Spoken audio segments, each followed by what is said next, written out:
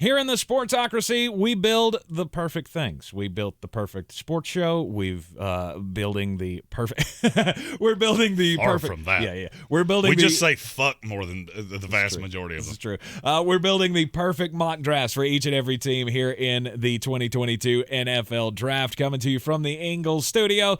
Ingles Supermarkets, low prices, love the savings. Flostradamus, Jeremy Greene. We've got the Carolina Panthers next. You got that big pick at number 6. And, you know, a lot of the news early in the cycle was that Carolina really wants a quarterback at 6. Now you kids are probably asking yourselves, hey, Matt, how can we get back on the right track? Don't take a damn quarterback. I don't care. I don't care if you take Matt Ariza at 6. For the love of God, don't take a quarterback. And here's why. Because there is absolutely no way that works out the way you want it to. First of all, I have said from the jump, if Sam Darnold was in this draft with no NFL tape, teams would be trading up to 1 to get him because he would be that much better of a prospect than any other quarterbacks in this draft. And I'll go through them one by one. Malik Willis, he's a year away from being a year away. If he sees the field this year, you did it wrong. Straight up. And I'll be honest with you, I think if the Pittsburgh Steelers wind up with him, he would be the 3, even as a first-round pick, because this is basically like our buddy Bert Kreischer said in one of the greatest jokes ever told. He will be taking tests in a language that he is not familiar with, their alphabet, because he doesn't know how to do this.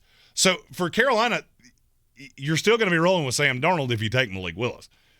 So if that works with Darnold, then there's no need for Willis. If it doesn't work with Darnold, you're going to fire Matt Rule, and then Malik Willis is going to have to learn a whole new system a year from now. That doesn't make any sense. Kenny Pickett, the ceiling is just obnoxiously low.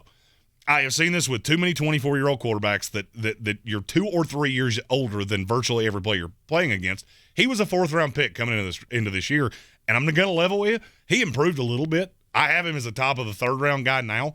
He ain't worth the 6th pick in this draft. Then you get into Matt Corral, who's very scheme-specific, Desmond Ridder that's very scheme-specific, and then a guy that we'll talk about later that you can take him, and he's a lottery ticket, but you don't have a whole lot of draft capital wrapped up into it, and that makes infinitely more sense. Yeah, no more old quarterbacks for the Carolina Panthers. We went through the Chris Winkie years. It just doesn't make any sense. The Kenny I feel like there has been a smokescreen coming from Carolina, and the smokescreen is Kenny Pickett. I just don't know who it is that they think is going to move on that. At number 6, the Carolina Panthers should take Charles Cross, the offensive tackle out of Mississippi State. You look at Sam Darnold and say, hey. Because I'm going to bunk with you, buddy. We're going to be buddies. We're going to be pals. We're going to wrestle around. And you look at what Carolina did with getting Bradley Bozeman from the Baltimore Ravens. That gives you the center. And he is a very, very good center in this league. Certainly an improvement over what you got last year out of Matt Paredes. Then you look at Austin Corbett. Taylor Moton was already in place. This would allow you to move Cam Irving to the inside, let him play guard, which is where his best tape in the NFL has come, and you put Charles Cross out on the left side and just go, this is our guy. Mm-hmm. This is the dancing bear. I have been told, and Tony Pauline has reported, that this pick is down to Charles Cross and Ikem Ekwonu. All the Kenny Pickett shit is a smokescreen. I hope that is the case, because I'm going to say the same thing about the Panthers that I said about the Giants. You put Charles Cross in place here. Now you have the weapons with Robbie Anderson and DJ Moore, Terrace Marshall, who you took in the 2nd round last year, Shi Smith, if he can stop doing crimes, and we'll add another piece to that later that we'll get to later in this video. And now you've got the line in place that you can actually see what Sam Darnold is. You've already given up the 2, the 4, and the 6. Those things are not coming back. And as a Jets fan, thank you for that. So, to me, with a coach that's got 1 foot in the grave and 1 foot on a banana peel, why would I be doing things for the long haul, knowing damn well that if this season played out 10 times, Matt Rule would get fired at the end of it 8 of them? I'm just setting everything up for disaster, and then I have to go find a coach that believes in Kenny Pickett and finds the value in Malik Willis or whoever it is you take, and finding consensus in this draft class is a lot like finding people that know shit about the Clintons that didn't get disappeared. So it's too hard. You're making this way too hard on yourself because you're jumping out of line. Get the lineman. I love Charles Cross. His stock is skyrocketing. Get him. Now the offensive line's in place. If it does go horribly sideways, next year you can go into a much better quarterback draft with C.J. Stroud, Bryce Young, Alex Van Dyke out of Miami, Tyler Shuck from Texas Tech. There's just a slew of guys that could end up being first-round graded prospects. You go into that draft with, A, more capital than you have right now, B, a line that's actually set up, weapons that are set up. You've got a line that can block for McCaffrey. Maybe he can stay healthy. And now you're putting that quarterback in a better situation than you ever put Sam Darnold or Teddy Bridgewater or any of these, the Cam Newton disaster. You can put that quarterback in a better situation than you put any of the others in. The Panthers at the moment will sit out day 2 as their second-round pick belongs to the Jets. They can, Yeah, things are going great. Yeah. Their third-round pick belongs to the Jacksonville Jaguars in the C.J. Henderson trade. The top of the fourth-round pick, that belongs to the Jets as well, but they do have a pick at the end of the fourth round. It was the Rams' original pick at 137 overall. You got them taking a kid out of Miami of Ohio, edge rusher Dominique Robinson. And I have said this kid's name, I think, more times than anybody that's not in his immediate family. Probably. And I just love him. Him and D'Angelo Malone are two small school edge rushers, and there's a few others that are down the line, but these are day 2, back end of day 2 kind of values that I just look at and go, in the right situation, you could be really good. And I talk about this a lot in these draft videos. I'm big into complementary drafting. Taking a player that I already have and giving yourself an asset that allows you to get the most out of him. And I look with the Panthers, you used a second-round pick on Yetur Gross-Matos. I think we've all kind of seen that, all right, I don't know that you're ever going to live up to being a second-round pick. However, there is some good in you. He's a better run defender than you would think. So you can – and I feel like the Giants and the Panthers are overlapping a lot here, which they do anyway. You can use Gross-Matos as a capable edge rusher on first and second down, standing up, doing all of the things. But then on third down, where he has not been a great pass rusher, you bring in somebody like, whether it's D'Angelo Malone or in this case Dominique Robinson from Miami. He's so raw and so big, and so I want him to do one thing: see ball, get ball. And I could see a way that you could pair the two of them, and now I can get the most out of both. Ultimately, Dominique Robinson may be the replacement to Yetur Gross-Matos. But while you're bringing him along, you have that player that you've already invested draft capital in. You get the most out of him. You get the most out of your draft pick. Carolina's got the number 1 pick in the 5th round from the Jacksonville Jaguars. So at 144 overall, you got him taking Carson Strong, the quarterback from Nevada. And I'm sure many Panthers fans are looking at the fact I've made 2 picks and no quarterback. And Sweet mother of God, what is the holdup? Here you go. This is the 6th quarterback. All right, if you go past Howell, Willis, Pickett, Coral, Ritter, and that's my top 5, Carson Strong is the 6th. And where I'm sure somebody's going to, well, we don't have enough draft capital to be using it on a backup quarterback. All right, hear me out. You go into the season with Sam Darnold. I evaluate Carson Strong and Jordan Love as very similar players. Right now, you could get Jordan Love for a 3. And that's the best you're going to do. Jordan Love is better than any player in this draft class currently for this year. So what do? You come up here in the 5th round. Carson Strong's still on the board. He's got a good arm. He's not a great athlete. And that's really the biggest drawback on him, is that I think in a foot race he'd probably lose to me, and I'm a 6'5" fat ass. I don't necessarily care about that. He's got an arm that can be developed. You're going to have to teach him how to play quarterback in this league. But if things go awry with Sam Darnold, and you're 10 games in and the fan base is just losing their shit, this is a player you can look at, start leaking the practice tape of look how good his arm is, and he's just dropping dimes. You don't have to lead in with, well, he can only play out of shotgun, and we're still really making him comfortable with taking snaps under center. We'll cross that bridge as we get there.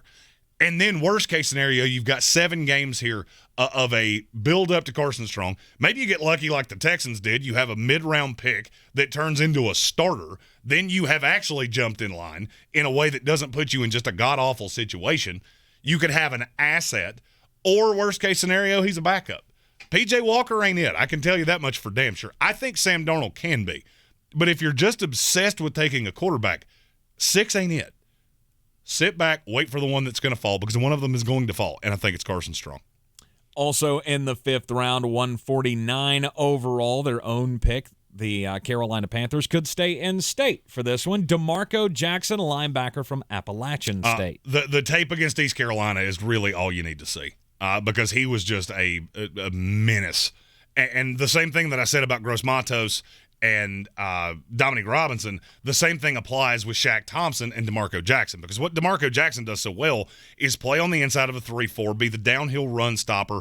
He's not a force in coverage, but he's also not a liability. So you could use those two pieces as complementary. I know you signed Corey Littleton. I get that. I actually think the best scenario would be to play DeMarco and Shaq together and then have Littleton as the third ancillary piece that's just a jack of all trades and a master of none. And now you have an interior here in your defense with Derek Brown and his name is eluding me currently. It'll come to me in a second. Matt Ioannidis. Good Lord. You've got an interior here that can stop the run, filter everything out to the pass, because I do like your secondary. I think you've got 3 legitimate corners with J.C. Horn, C.J. Henderson, and very distant third Dante Jackson. Mm-hmm. God, I wish you hadn't signed him to that deal. I do. I hate Dante Jackson. And I'm sure he's a nice guy. He probably, feeds orphans or pets old people or reads the puppies or whatever the fuck I don't know. I'm sure he's a nice guy. His game drives me absolutely insane. But as the 3, that's okay. And then I look at everything with Xavier Woods and Jeremy Chin playing in the back half. Chin plays more in the box, and he's more of a move piece. But I look at what you got with the secondary. Now you've solidified the front 7. You're just – keep adding that talent. Let the young talent you have develop. Adding a veteran like Ioannidis and Littleton, I think that can accelerate the process. And now you turn into more of we win on defense and running the ball because we have a dynamic ball carrier, and we just don't ask Sam Darnold to do what Joe Brady asked him to do towards the end. And now, I'm not going to say game manager plus. We put plus on fucking everything now. So we'll call Sam Darnold in this scenario game manager plus. Mm-hmm. The Las Vegas Raiders pick in the 5th round in the 6th round belongs to the Carolina Panthers. 200 overall. Kevin Harris, running back from South Carolina. What do you like about him? I don't think my opinion of him could have improved any more if he had given me a handy for it to actually improve to this point. I didn't have him as a draftable running back at first. He split carries at South Carolina with another player that I think will get drafted in this draft, in Zaquandre White. He'll either be a late 7th rounder or a priority undrafted free agent.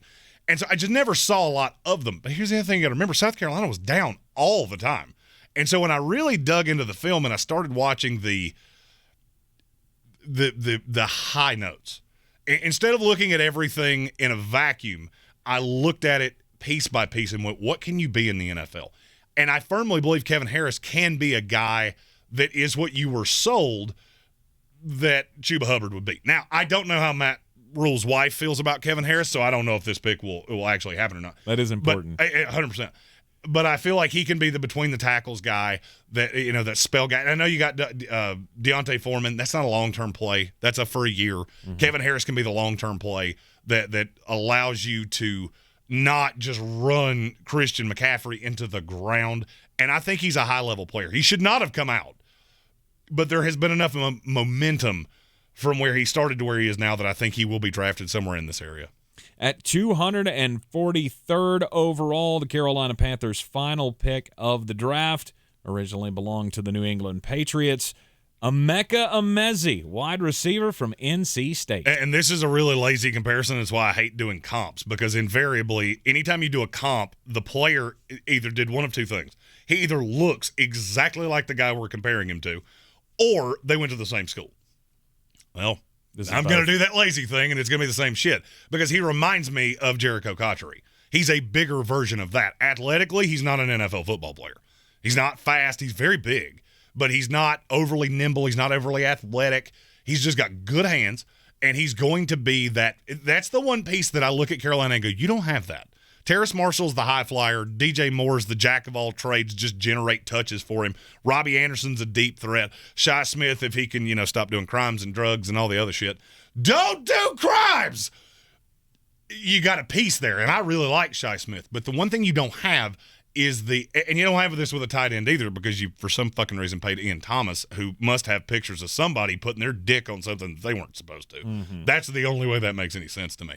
I do like Tommy Tremble, but I think he's more of that H-back just weapon, where he can do – I don't think he's a natural inline tight end. So what you don't have is that, hey, shit breaks down, I need 5 yards, I need somebody to go give me 6. Emeka Emezi can do that. He's never going to just blister anybody speed-wise, but he's a big body, really soft hands, and I think he can develop into a 4th, 5th receiver role in this league and would pair nicely with the weapons that the Carolina Panthers already have. All in all, the perfect mock draft for the Carolina Panthers starts with that number 1 overall pick, the number 6 overall pick in the first round.